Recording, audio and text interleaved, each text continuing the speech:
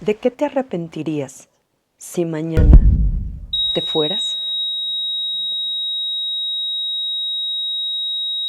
Escucha. Detente un segundo y escucha. Ese silencio que acabas de escuchar no es ficción. Es tu destino. Es el mío. Gastamos minutos de la vida que jamás, ni con todo el oro del mundo, vamos a poder recuperar. Bienvenidos a Tu Gracia Me Basta. Hoy venimos a darte un grito de alerta mientras aún podemos. Nos han vendido la mentira de que tenemos tiempo. Luego rezo, luego paso tiempo con mis hijos, luego pido perdón, luego ordeno mi vida. Pero la realidad, la que te da pánico mirar al espejo, es que tu vida se está agotando. Te estás muriendo de frío en la sala de espera del después. Y la pregunta que va a taladrar tu conciencia es una sola. ¿De qué te arrepentirías si mañana te fueras? Mírate, estás corriendo detrás del tiempo del reloj, acumulando títulos, persiguiendo likes, estresado por facturas de cosas que no necesitas, buscando un estatus que a la tierra le va a importar un bledo cuando estés 2 metros bajo el lodo. Hemos cambiado el cielo por el envase vacío del tener, el poder y el placer. Nos hemos olvidado de quiénes somos, por qué estamos aquí y de cómo Dios nos pensó desde la eternidad. Hoy vamos a arrancar la máscara del gran distractor, porque mientras tú juegas a planificar tu vida a 20 años, el demonio está sentado en la esquina de tu habitación, sonriendo, asegurándose de que sigas lo suficientemente distraído, lo suficientemente ocupado en lo superfluo, para que el reloj llegue a cero. Y cuando llegue a cero, ya no habrá vuelta atrás. Habrás perdido el juego, habrás perdido la eternidad. Hoy confrontaremos la verdad de la fragilidad. Esto es para valientes, para quienes quieren despertar antes de que sea tarde. Comenzamos. ¿De qué sirven los logros, el poder, el oro que no brilla al atardecer, corriendo tras el viento sin ver que en mi debilidad tu gracia me basta? Si mañana me fuera, ¿qué dejaré? Las cuentas o la fe que no gasté, al final del camino lo sé, en mi debilidad tu gracia me basta. En el nombre del Padre, del Hijo y del Espíritu Santo. Amén. Señor, Dios del tiempo y de la eternidad, en este momento nos despojamos de las máscaras del orgullo, del éxito ficticio y de la autosuficiencia que nos está matando. Reconocemos que somos barro, que somos frágiles y que sin tu gracia no somos más que un suspiro en el viento. Envía tu Espíritu Santo para que este espacio no sea de palabras humanas, sino de tu gracia, que corte la anestesia de nuestro corazón. Madre mía, Virgen María, toma nuestra debilidad en tus manos de oro y preséntanos ante tu Hijo. Despiértanos, Señor, antes de que el tiempo se acabe. Amén. Entremos de lleno al foso. El sociólogo Zygmunt Bauman acuñó el término modernidad líquida para describir un mundo donde todo lo que antes era sólido, la familia, los compromisos, la identidad, la fe, se ha desintegrado, volviéndose fluido, inestable y desechable. Pero la teoría contemporánea va más allá. No estamos solo ante una crisis sociológica, estamos ante una patología espiritual de proporciones apocalípticas. La hiperconexión que genera el vacío absoluto. Mírate en un día normal, te despiertas y lo primero que haces antes de bendecir el día, antes de respirar y ser consciente de que Dios te ha devuelto el aliento, es estirar la mano para encender la pantalla del teléfono. ¿Qué estás buscando allí? Dopamina barata. Estás buscando ver qué hizo el mundo mientras dormías, buscando la aprobación de desconocidos en una foto o llenando tu mente con el ruido de las tragedias globales. El Catecismo de la Iglesia Católica, en su numeral 2729, nos lanza una advertencia que parece escrita por la era del scroll infinito.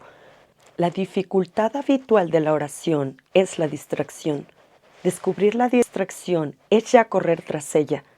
La distracción nos revela aquello a lo que estamos apegados y esta humilde toma de conciencia ante el Señor debe despertar nuestro amor preferente por Él. ¿Te das cuenta de lo que dice el catecismo? Tus distracciones revelan tus ídolos. Si no puedes pasar 10 minutos en silencio adorando al Santísimo o en la esquina de tu habitación sin la necesidad compulsiva de revisar tus mensajes, el diagnóstico es claro. Estás anestesiado. El enemigo de nuestras almas ya no necesita arrastrarnos a pecados escandalosos para apartarnos de Dios. Le basta con mantenernos sumergidos en el ruido. Un alma ruidosa es un alma ciega a la gracia. Vivimos en la era de los infartos espirituales asintomáticos. Nos estamos muriendo por dentro y ni siquiera nos damos cuenta porque la pantalla sigue encendida. El gran peligro de esta anestesia es que ha pervertido el sentido del hacer. Nos hemos convertido en una sociedad de adoradores del rendimiento. Si no estás produciendo, si no estás ocupado, si tu agenda no está colapsada, el mundo te dice que eres un fracaso. Y lo peor es que hemos metido esta lógica perversa dentro de nuestra vida espiritual. Hemos cambiado la primacía de la gracia por el activismo vacío. Queremos ganarnos el cielo a base de una lista de cumplimientos. Cumplo y miento. Pensamos, ya fui a misa, ya cumplí con esto, ya gestioné este proyecto parroquial, ya hice esta obra de caridad, convirtiendo la fe en una transacción. Nos movemos por el hacer por hacer, para huir de la pregunta más aterradora: ¿quién soy yo cuando no estoy haciendo nada? Los grandes doctores de la Iglesia ya profetizaban esta trampa. San Bernardo de Claraval le escribía una carta durísima al Papa Eugenio III, advirtiéndole sobre el peligro de las excesivas ocupaciones. Te condolezco, sí, entregándote por entero a las ocupaciones. No te dejas a ti mismo nada de ti. Si toda tu vida se gasta en acción y nada de ella se reserva para la consideración, ¿qué eres sino un hombre que se olvida de sí mismo? Un papa advertido por un doctor de la Iglesia de que el exceso de trabajo para la Iglesia lo podía apartar de Dios. Si eso le pasaba al sucesor de Pedro, ¿qué te hace pensar que tú estás a salvo? Piensa en ese padre de familia que trabaja 14 horas al día bajo la excusa de darle lo mejor a sus hijos. Compra una casa más grande, el último modelo de auto, las mejores escuelas, pero cuando llega a casa está exhausto, irritable, anestesiado frente al televisor o al teléfono. No conoce los miedos de sus hijos, no reza con ellos, no mira a su esposa a los ojos. Ha cambiado la presencia real por el provecho material. Ha ganado el mundo, pero está perdiendo a su familia. Está construyendo un templo al Dios del tener, mientras el templo de su iglesia doméstica se cae a pedazos. Al final de su vida, cuando mire hacia atrás, ¿de qué crees que se va a arrepentir? ¿De no haber trabajado una hora más en la oficina? ¿O de no haber abrazado a sus hijos cuando aún necesitaban ser abrazados? El demonio es el estratega de la distracción. Él sabe perfectamente que el tiempo es el único recurso que no puedes recuperar. Sabe que si logra mantenerte lo suficientemente ocupado y preocupado por las cosas de la tierra, el reloj llegará a cero. Su objetivo no es necesariamente que seas una persona mala ante los ojos de la sociedad. Su objetivo es que seas una persona insignificante para el reino de Dios, un tibio de corazón. Recordemos a San Juan de la Cruz. No importa que un pájaro esté atado por un hilo delgado o por una cuerda gruesa. Si no lo rompe, por más delgado que sea, el pájaro no puede volar. El demonio te tiene atado con hilos delgados. El hilo de la vanidad en las redes sociales, el hilo de la queja diaria, el hilo del rencor guardado por años, el hilo de la ambición económica justificada. Son hilos tan finos que no sientes que te aten, pero cumplen la misma función que una cadena de hierro. Te impiden volar hacia la santidad. Te mantienen caminando en círculos en el fango de lo mundano, mientras tus días se evaporan. Escuchemos al gigantesco San Agustín de Hipona en el siglo X de sus Confesiones. Él pasó la mitad de su vida anestesiado por los placeres del mundo, el éxito retórico, la filosofía pagana y el aplauso de los hombres. Creía que se estaba comiendo el mundo, pero solo estaba consumiendo cenizas. Cuando la gracia finalmente le rompió los oídos y los ojos, escribió uno de los lamentos más desgarradores e iluminadores de la historia. Tarde te amé, hermosura tan antigua y tan nueva. Tarde te amé.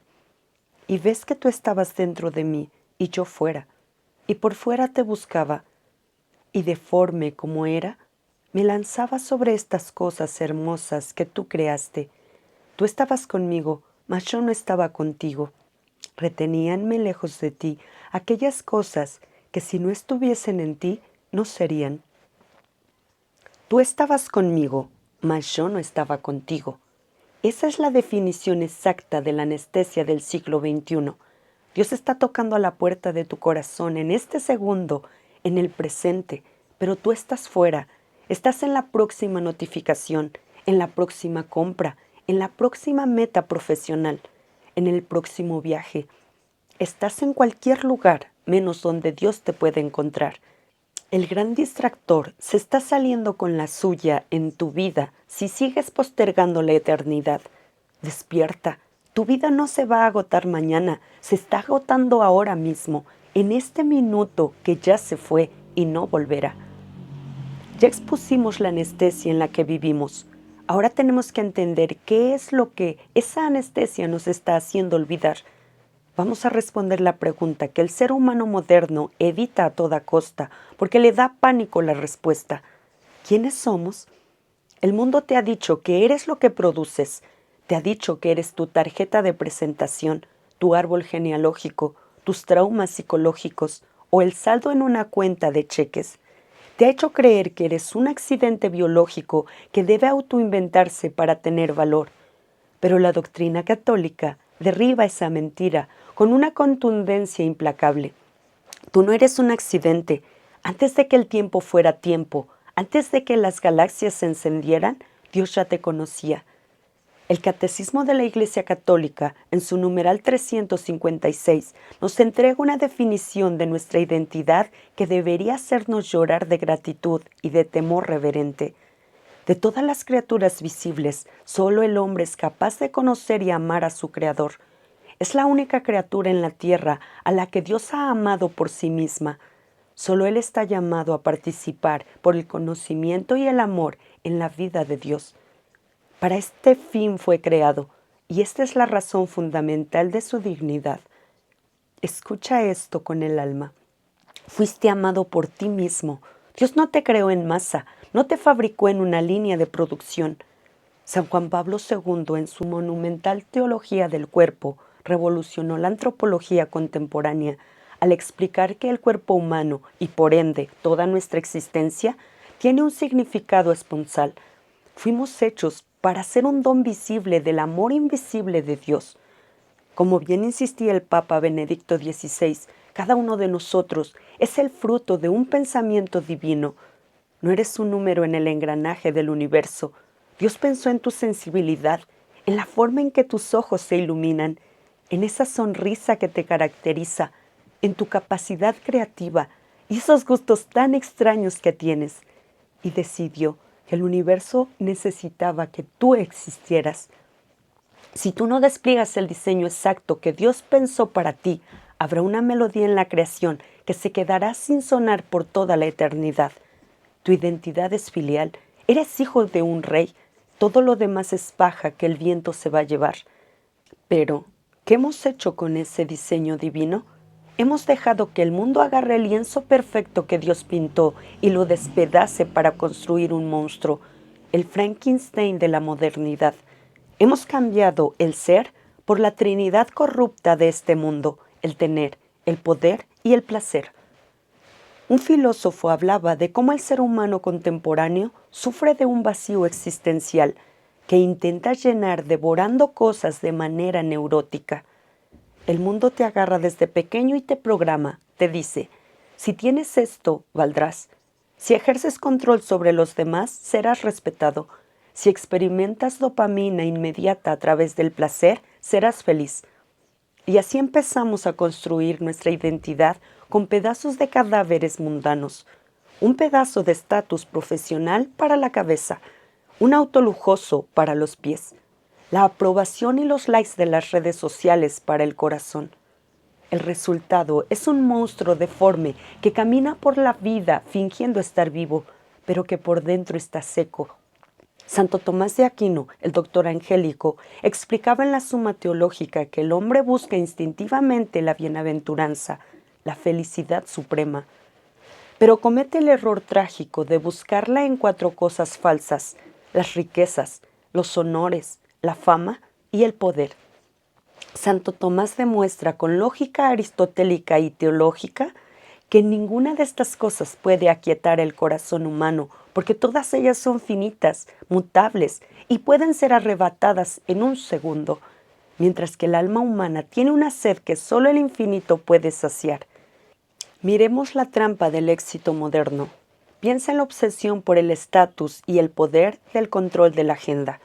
Personas que se jactan de estar hiperocupadas, que ven la vulnerabilidad y la fragilidad como debilidades que hay que erradicar.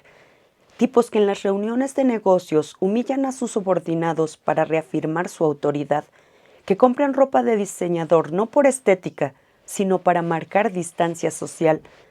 El Frankenstein del mundo les ha hecho creer que son invencibles, pero basta una sola llamada del médico con un diagnóstico de cáncer o un frenazo inesperado en la carretera mojada para que toda esa estructura de poder y soberbia se derrumben como un castillo de naipes.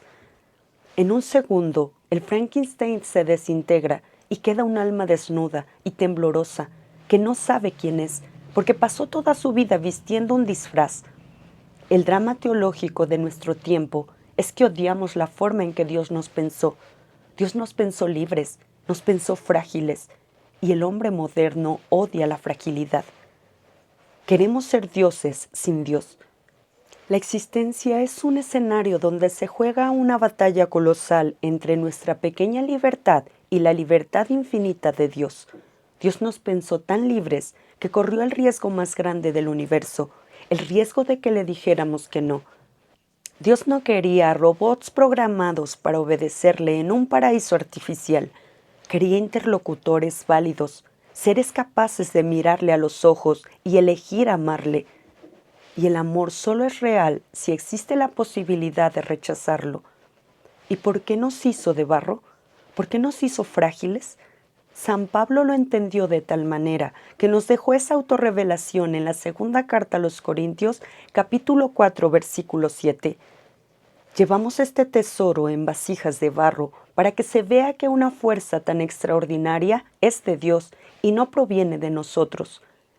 La fragilidad no es un error de diseño de Dios, es su mayor muestra de misericordia. Nos hizo vulnerables para que nunca olvidemos que nuestra fuente es Él. Nos hizo con un vacío en el pecho que tiene la forma exacta de la eternidad, para que cuando intentemos llenarlo con el tener, el poder o el placer, nos duela. Ese dolor existencial, esa insatisfacción crónica que sientes cuando alcanzas una meta del mundo y a los 5 minutos vuelves a sentir vacío, no es depresión. Es la alarma de Dios recordándote que fuiste hecho para el cielo. El Papa San Juan Pablo II, en su encíclica Veritatis Splendor, nos deja una advertencia. Cuando el hombre se olvida de Dios, la criatura misma se oscurece. Al perder el sentido de la trascendencia, el hombre cae en la ilusión de ser el único árbitro de su vida, convirtiéndose en esclavo de su propia finitud y de sus pasiones. Mírate las manos, son de carne y hueso, y un día van a dejar de moverse. Deja de alimentar al Frankenstein que el mundo diseñó para ti. Deja de huir de tu fragilidad. Dios te pensó hijo, te pensó libre y te pensó para la comunión.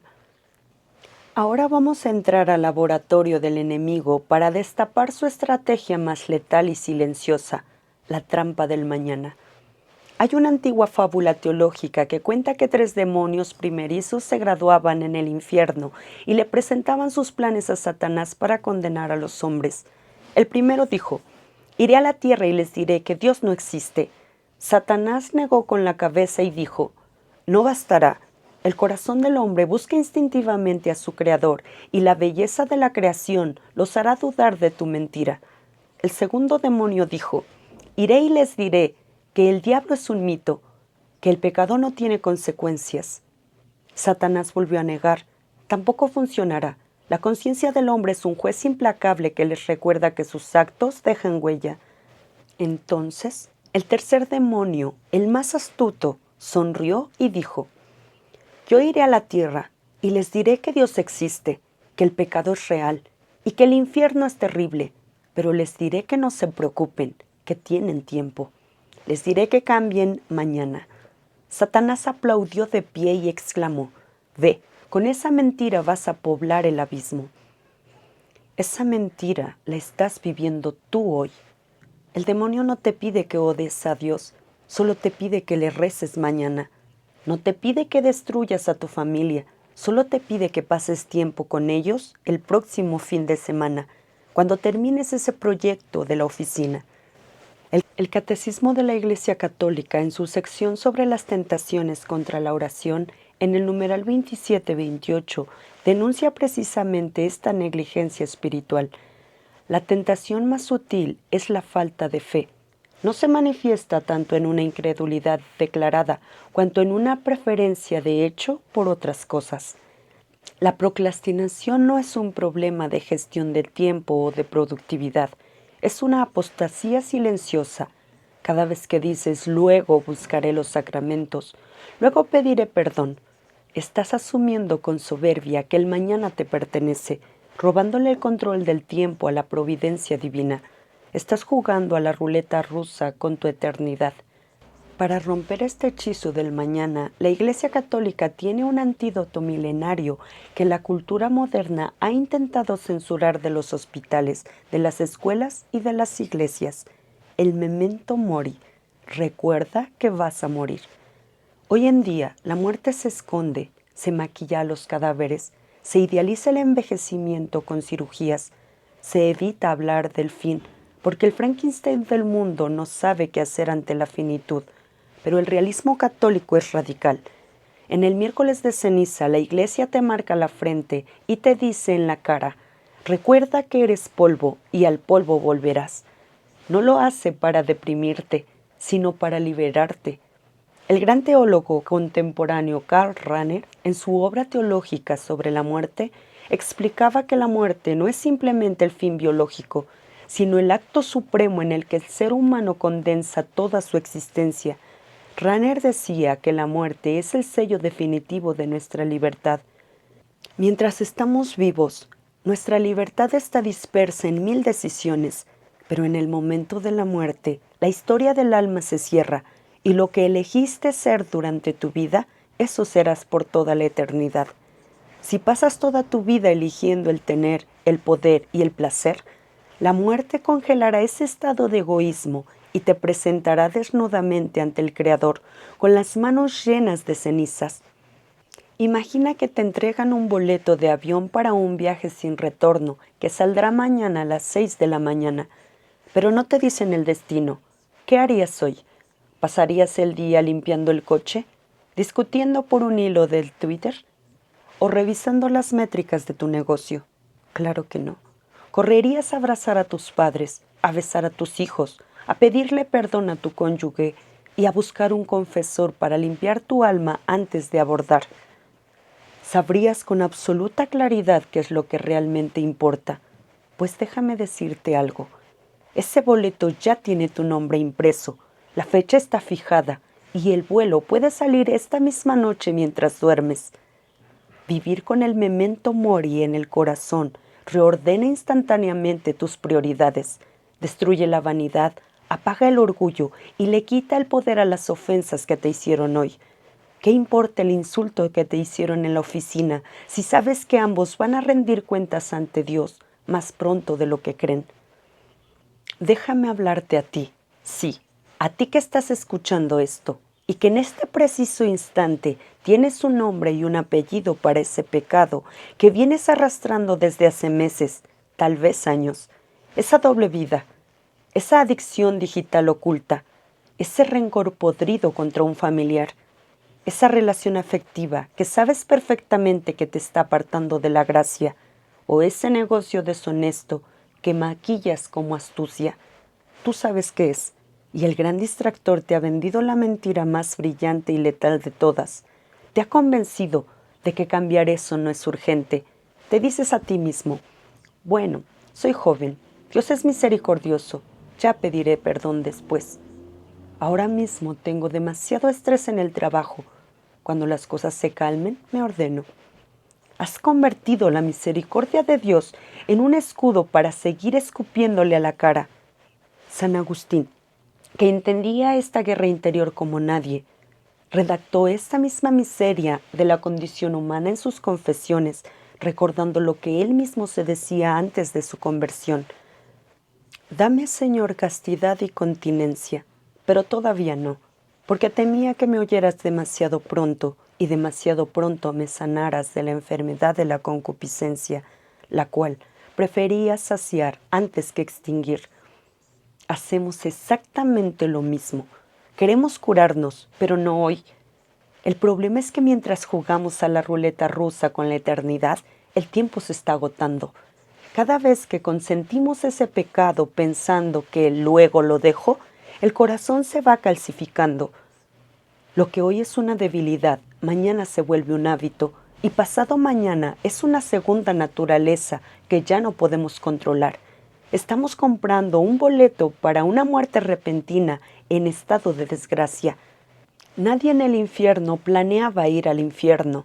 Todos los que están allí pensaban convertirse mañana. Le estamos robando a Dios el hoy que nos dio para salvarnos, usándolo para financiar nuestra propia condenación. Reacciona. El reloj sigue corriendo y el suelo que pisas no es firme. El secreto para aprovechar el tiempo que nos queda radica en entender una distinción lingüística y teológica fundamental que la Iglesia heredó del griego bíblico, la diferencia entre cronos y kairos. Vivimos tiranizados por el cronos, que es el tiempo cuantitativo, el reloj, los minutos que se escapan, la prisa, las horas en la oficina, la ansiedad de ver que el día no alcanza para todo lo que el mundo nos exige producir. El hombre atrapado en el cronos vive en un estado de estrés crónico, midiendo la vida por cuántas cosas logra acumular antes de que se acabe el día.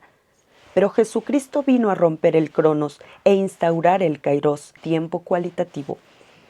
Es el tiempo de Dios, el momento oportuno de la gracia, el hoy de la salvación.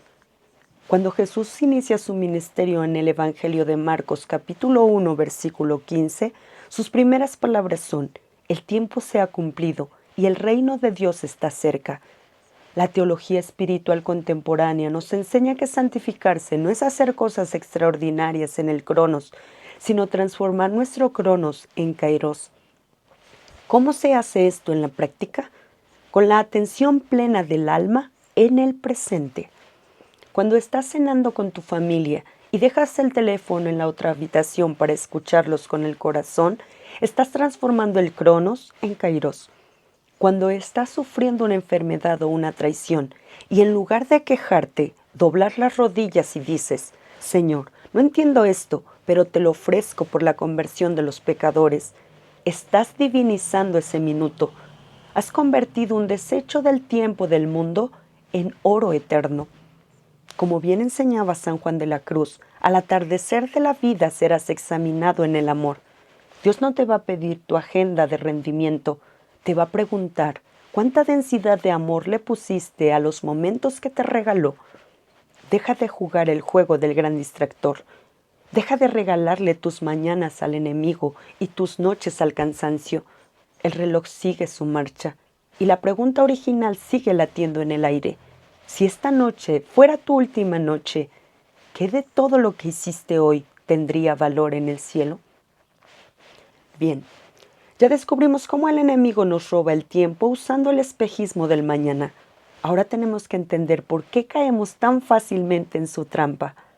Vamos a abrir el motor de nuestra alma para ver la pieza que está rota, aquello que la teología llama el desorden teologal.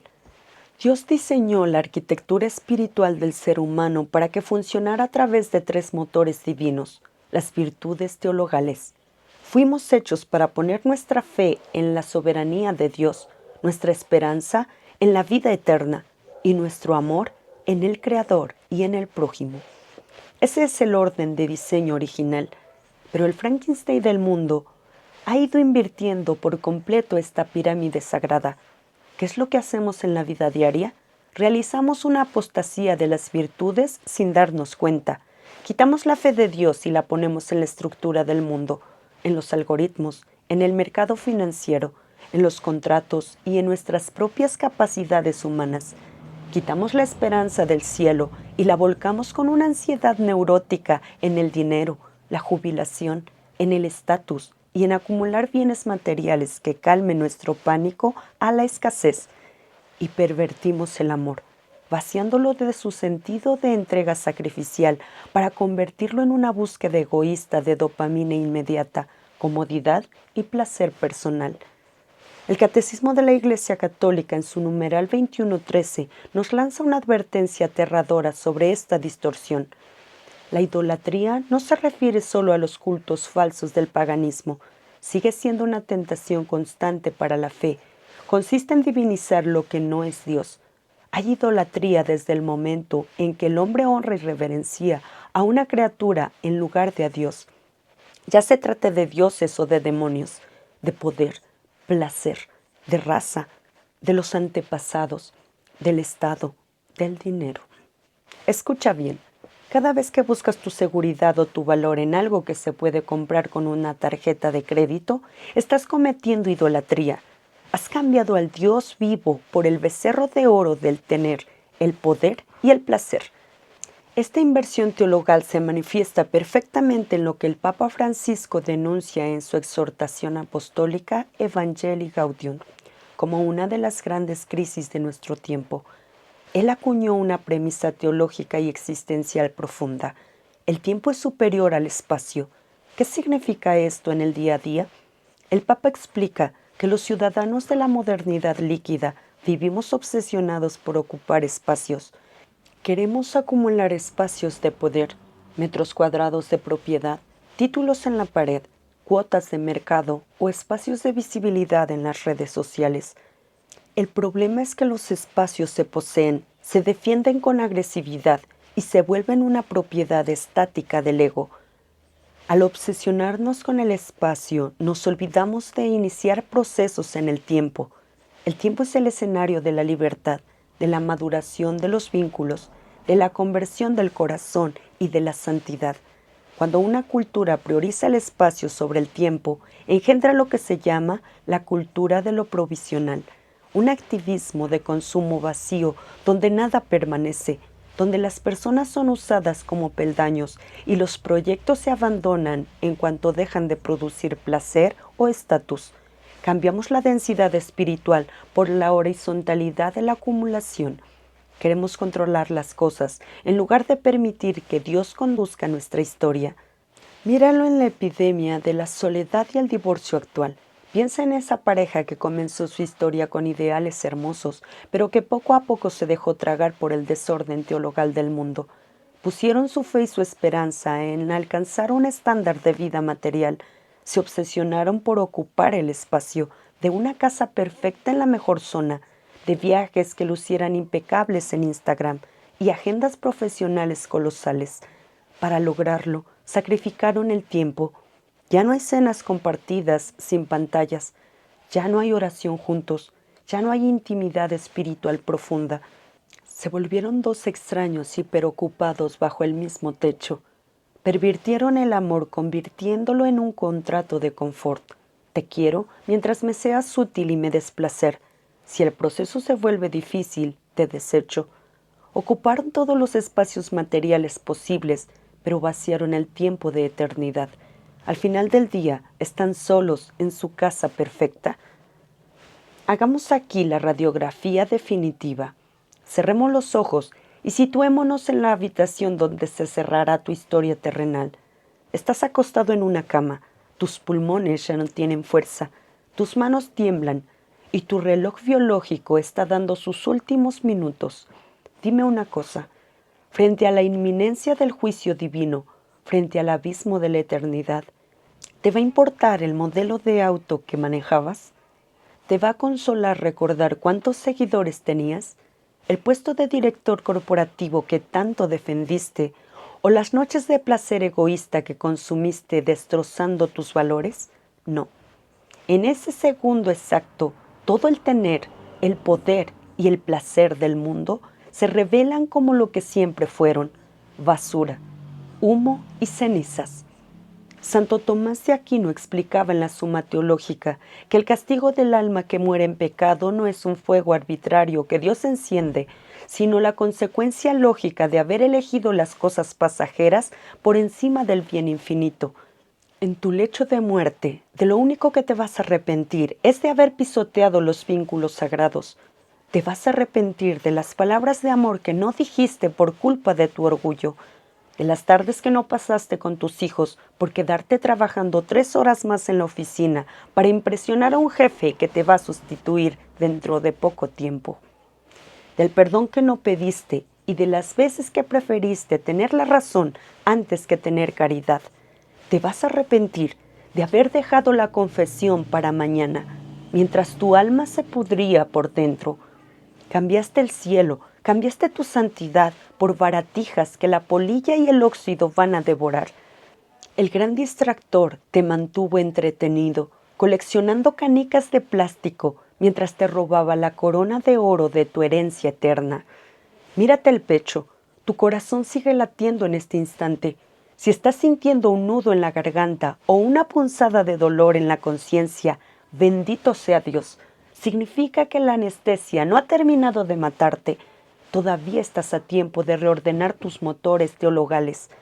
No dejes que el gran distractor gane esta batalla. No te he traído hasta aquí para dejarte aplastado bajo la culpa. El enemigo es astuto. Primero te distrae para que no veas tu pecado, y cuando por fin despiertas y lo ves, intenta convencerte de que estás tan roto que ya no tienes remedio. O peor aún, te mete en la trampa de querer arreglarlo tú solo. Vamos a desmantelar el mito de la autoperfección. El Papa Francisco advirtió con urgencia que hoy vivimos en el neopelagianismo feroz. Es el cristianismo de gimnasio, la obsesión por el propio esfuerzo. Pensamos, si leo suficientes libros, si hago suficientes ayunos, si cumplo las reglas a la perfección, entonces seré un santo y Dios estará obligado a amarme. El Catecismo de la Iglesia Católica en su numeral 2008 fulmina esta mentalidad con claridad. El mérito del hombre ante Dios en la vida cristiana proviene de que Dios ha dispuesto libremente a asociar al hombre a la obra de su gracia. La acción paternal de Dios es lo primero en su impulso, y el libre obrar del hombre es lo segundo en su colaboración.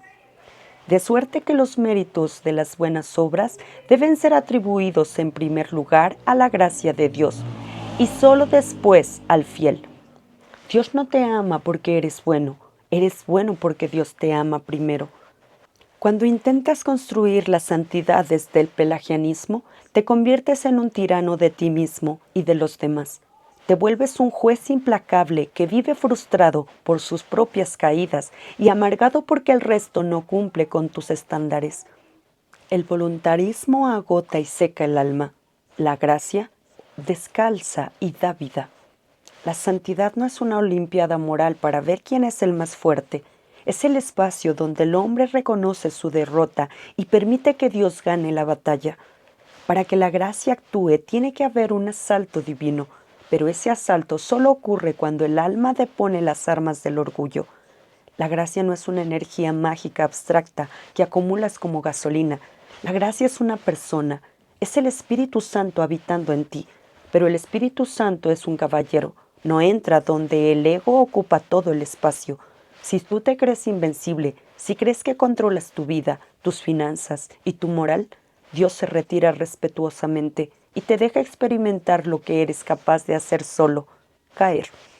Piensa en esas personas que caen una y otra vez en el mismo pecado, la pornografía, la mentira, la ira, el alcohol o la soberbia. Van a confesarse destrozados, se prometen a sí mismos con los puños cerrados. Esta vez sí, juro por mi honor que no lo volveré a hacer. Confían en su promesa, no en Dios. A los 3 días vuelven a caer. ¿Por qué? Porque están intentando sanarse con pelagianismo. No han aceptado su fragilidad de barro.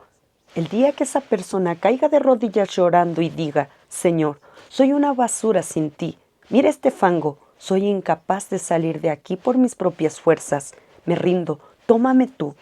Ese día experimentará el asalto de la gracia. Dios no necesita tu perfección, necesita tu verdad. Un niño pequeño no se estresa por su fragilidad porque sabe que sus padres lo sostienen. Si un niño intenta alcanzar un vaso de agua en lo alto de la mesa y no llega, no se deprime, estira los brazos y llora para que su padre lo cargue. Traslada esto a tu vida presente. Dejar de huir de la fragilidad te permite dejar de juzgarte con la dureza del mundo, te permite despojarte de las máscaras de infalibilidad ante tu cónyuge, ante tus hijos y ante Dios. La santidad, que es la verdadera felicidad, no consiste en no caer nunca, sino en la capacidad de ser un niño espiritual, que cada vez que tropieza y se llena las rodillas de lodo, estira los brazos inmediatamente hacia el Padre a través del arrepentimiento, esforzándose de acuerdo a su capacidad, pero sabiendo que de la gracia depende el triunfo, pues el amor lo está esperando para levantarlo. La meta ya está asegurada por el sacrificio de Cristo en la cruz. A nosotros nos toca dejar de estorbar a esa gracia. Deja de agotarte intentando ser el Dios de tu propia vida. Has sido creado frágil para que puedas ser abrazado. Hemos caminado por el desierto de nuestra realidad. Desnudamos la anestesia del siglo XXI. Confrontamos el Frankenstein del mundo. Medimos la fragilidad de nuestro tiempo con el memento mori. Abrimos la herida de nuestro desorden teologal y finalmente caímos de rodillas ante el asalto de la gracia. Ahora la pregunta es práctica. ¿Cómo sostengo esto mañana a las 8 de la mañana, cuando el mundo vuelva a gritarme que consuma, que compita y que me distraiga? Dios, que conoce nuestra debilidad de barro, no nos dejó una filosofía abstracta, nos dejó herramientas físicas, tangibles e históricas. En la teología contemporánea, los sacramentos son definidos como los puntos de intersección donde el misterio de la eternidad rasga el velo de nuestro cronos para transformarlo en kairos.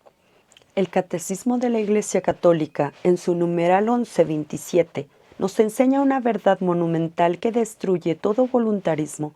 Celebrados dignamente en la fe, los sacramentos confieren la gracia que significan.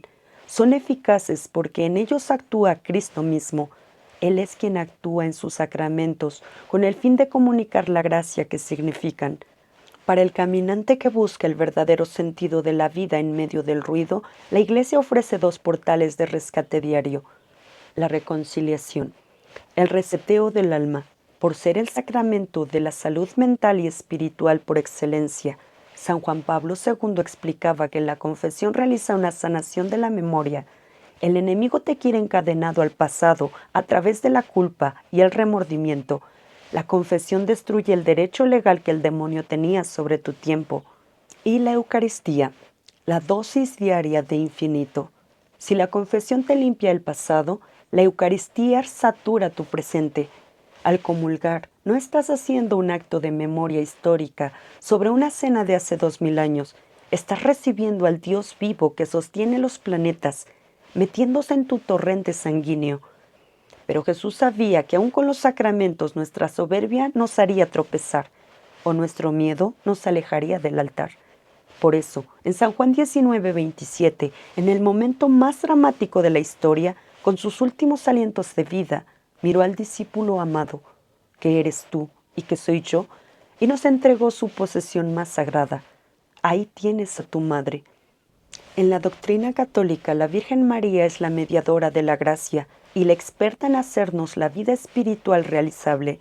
Si dejas todo en las manos de María a través de la consagración diaria, ella purifica tus intenciones, le quita el veneno del orgullo a tus acciones y le presenta tu vida a Jesucristo de una manera perfecta.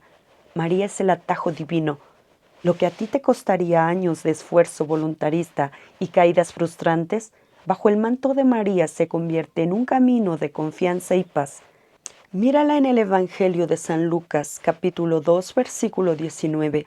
Mientras el mundo entero estaba convulsionando por el censo romano, la política y la economía de la época, ella vivía en una aldea olvidada llamada Nazaret. Su día a día era idéntico al tuyo en lo ordinario. cocinar, barrer, remendar la ropa, cuidar a su familia. Pero la diferencia es que ella conservaba todas estas cosas meditándolas en su corazón. Cada vez que barría el suelo de su casa, lo hacía con la misma reverencia con la que un ángel adora el trono de Dios, porque sabía que lo realmente importante estaba ahí, durmiendo en la habitación de al lado. Piensa en cómo cambia la perspectiva de tu semana si en lugar de arrancar el lunes maldiciendo el tráfico y estresado por las metas de venta, te consagras a María al abrir los ojos y dices: Madre mía, te entrego mis manos, mi negocio, mis conversaciones de hoy. Ponlas en tu bandeja de oro. En ese instante, ir a esa reunión difícil con tu jefe o tolerar el mal genio de tu cliente ya no es tiempo perdido en el mundo del tener y el poder. Se vuelve tu altar de santificación. Estás usando los medios que Cristo te dio para pisotear la estrategia del gran distractor. Los hilos del demonio se rompen cuando tocas los sacramentos y pronuncias el nombre de María. El arsenal del cielo está de tu lado. Es momento de ponernos de pie, mirar de frente a la eternidad y tomar la decisión de la que dependerá el resto de tu existencia. Llegamos al final, pero el verdadero cronómetro empieza a correr para ti justo ahora. Has escuchado la verdad de tu diseño, la urgencia de tu tiempo y los lazos que el enemigo ha tendido a tu alrededor a través del ruido del tener, el poder y el placer. La vida no es un ensayo general. Esta es la única toma que tienes. El tiempo se agota, el péndulo sigue moviéndose y la eternidad te está mirando fijamente a los ojos. No dejes que la anestesia del mundo te vuelva a dormir en cuanto regreses a tu vida diaria. Despierta. Tu meta no es sobrevivir, tu meta es la santidad, que es el único sinónimo real de la felicidad eterna. Concluyamos. Señor Jesús, Rey del tiempo, gracias por este choque de realidad. Gracias por recordarme que mi vida es un suspiro y que me pensaste para el cielo, no para las migajas de este mundo. Te entrego mi fragilidad, mi desorden teologal, mi tendencia a buscar el placer y el poder efímero. Me refugio en tus sacramentos. Madre mía, Virgen María, sé la guardiana de mi presente. No permitas que el gran distractor me robe el tiempo de Dios. Que cuando mi reloj llegue a cero, pueda mirarte de frente y decir: valió la pena vivir por el amor. En el nombre del Padre, del Hijo y del Espíritu Santo. Amén. Te dejo estas preguntas para que las dejes sangrar en tu conciencia esta noche. No las respondas rápido, medítalas en el silencio de tu habitación. Si la muerte golpeara la puerta esta misma noche, ¿qué es lo primero que pedirías a Dios que te perdonara y a quién tendrías que haber llamado hoy para pedir disculpas? ¿Cuánto tiempo real de tu día le estás dedicando a lo que va a pasar a la eternidad? ¿Tu fe, tu alma, el amor?